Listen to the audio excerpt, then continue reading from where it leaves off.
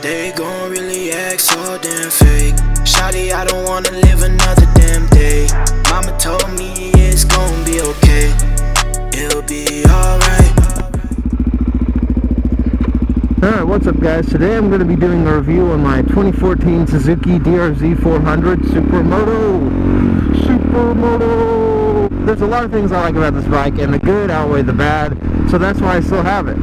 But I just wanted to do a review for anyone who's looking to buy one of these things, just so you know everything about it that I like and that I dislike. First thing I like, reliability. Okay, so this is a carbureted bike. A lot of people who've owned fuel-injected bikes, or just anyone, the common misconception is that carbureted bikes are never as good as fuel-injected bikes, and that's not true. You can get jet kits to them, they're a lot easier to tune, and they're a lot easier to get power out of.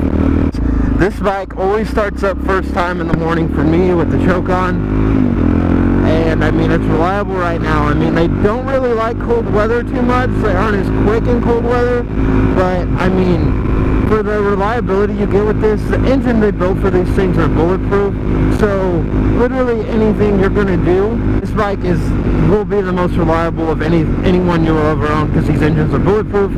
Suzuki knew what they were doing when they made this bike, unlike the Gixxer, and so yeah, I mean, that really sums up the reliability part. Alright, number two thing I like, simple maintenance. Okay, so a lot of bikes, like the newer ones, like KTMs and stuff like that, I'm going so slow because I have a new tire on and I don't really want to, I feel like I'll slide it. KTMs and bikes like that, they're cool and they make a lot of power, but then again, you're going to have to figure in cost of maintenance, because I know they have to have coolant exchanges every so many miles, and oil changes are pretty frequent. That's what I've heard from KTM. I've never owned one, so I don't know, but I mean, if you guys ride a KTM, you can fact check me, but I am pretty sure that they are pretty expensive and pretty frequent. You have to do maintenance on. But on this one, like I said, you do oil changes every 3,000 miles. You can even swap the oil out, put some canola oil in it. Just kidding, don't do that. It'd probably be okay, but don't do that to your bikes. I'm gonna head back this way. Like I said, it's simple maintenance, and coolant, you have to just check the coolant level ever so often, and if it needs some, just add it, and you should be good. The only thing that really sucks about these bikes is the auto cam tensioner, I believe is what it's called. A lot of people, they swap them out for manual ones. That way, anytime they do an oil change, they have to adjust it. So as long as you do that, your bike will be cherry, and you could probably go over 100,000 miles with this bike. I'm at 17,000 right now, so I'm not even close, but I am just super curious how far this bike is going to run. While I'm stuck at this light, I'll tell you the thing I like. There's a timeless look at this bike. A lot of these dual sports, they look the same. Oh, that almost died, but I pulled that clutch in quick. Do you guys see that? That was crazy. Anyway, the look of these bikes are timeless. I'm going to add a photo in here of the bike when it's all cleaned up. I just absolutely love the way these older bikes look. Number 4, geez, thing I like. Fourth thing I like, low end power. So these things, it'll have a lack of top end. I'll explain further. But low end, you can just straight kick it up. You see how simple and effortless that was? It's just the way this bike is geared. I could kick it up. I know people with these bikes can kick it up at third, and I know more experienced people can get fourth. I don't think you can get fifth, but I will not be surprised if someone does that. But like I said, low end power is just amazing. Super easy to kick it up into a wheelie if that's what you guys like to do, because I know it's what I like to do. But I gotta get used to this new tire before I go trying to be Evel Knievel and do all these stunts. But alright, and then last but not least thing that I like, off-road capability. Okay, these bikes, if you have the right tires on it, they are phenomenal off-road. So my friend had one, Davis. I don't know if you remember him. He was in one of my other videos. He had a bike with street tires on it, and he was going and hitting the same terrain I was with my Pirelli MT60s before I put my TKC on. So it just shows that with the ground clearance and everything else, these bikes, they're good off-road before, you know, you have to go and put all these tires on it, honestly. Like, yeah, just give me a second here. I want to make sure I'm not going to go over to where just look at this, though. The bike handles great. The suspension setup is just amazing.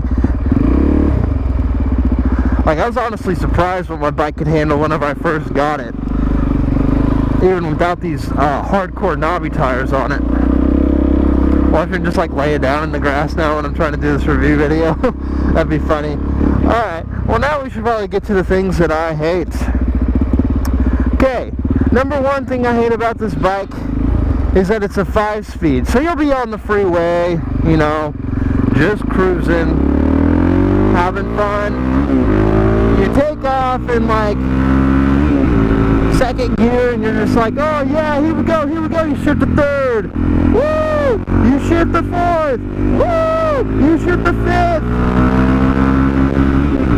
and then it just feels like you should have another gear, like, you know what I'm saying? Like, I don't know if you guys have ever had that feeling before, but it feels like whenever you're on these bikes and you are on the freeway, that you want that extra gear. Like, there feels like there should be something else to shift to. Like, maybe you guys could call that, you know, oh, well, that's just because you've owned 6-speed bikes, Mr. Redline.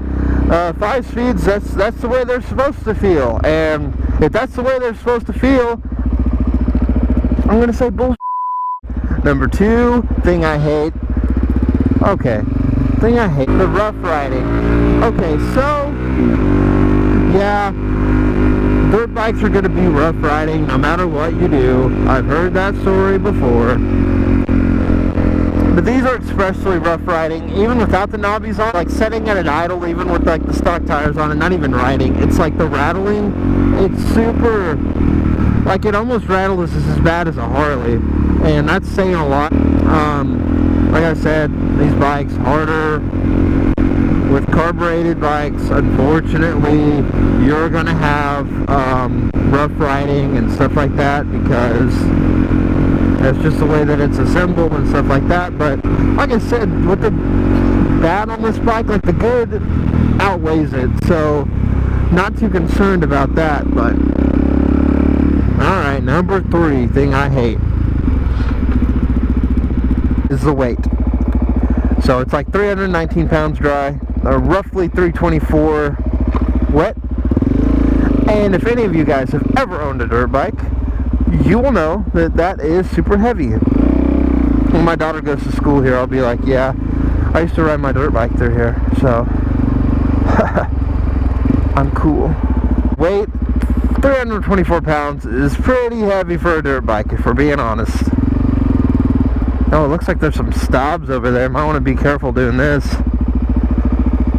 Oh, some sand.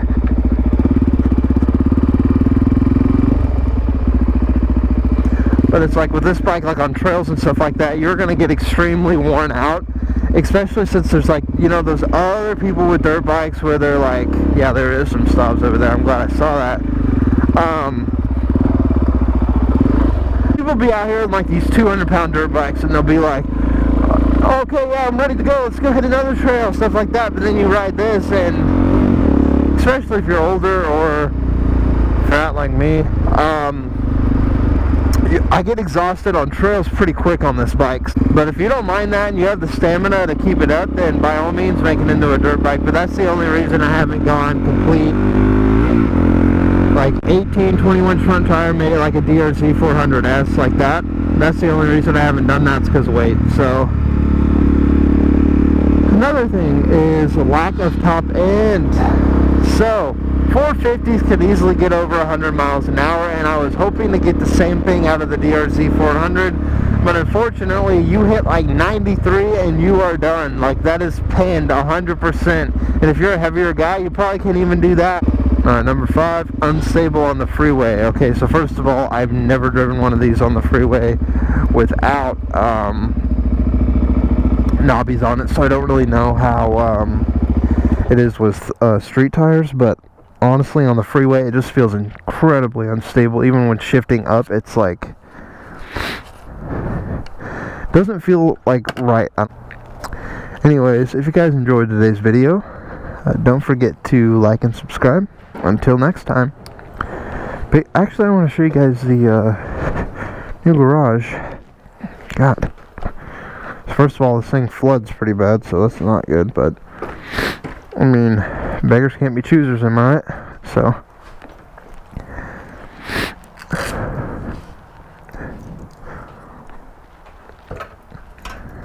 I'll show you in just a second. I'm just gonna get my key up in here. Alright, so this is a shop. I got a cheap little Walmart toolbox, but it has been good to me. Haven't figured out what to put in this. I may stack it on top of this as well, just for an extra layer. And then, that's what I got for now. I mean, it's pretty sick, but sick to me, but you guys may be like, Jesus Christ, a man's living in filth. But it is what it is.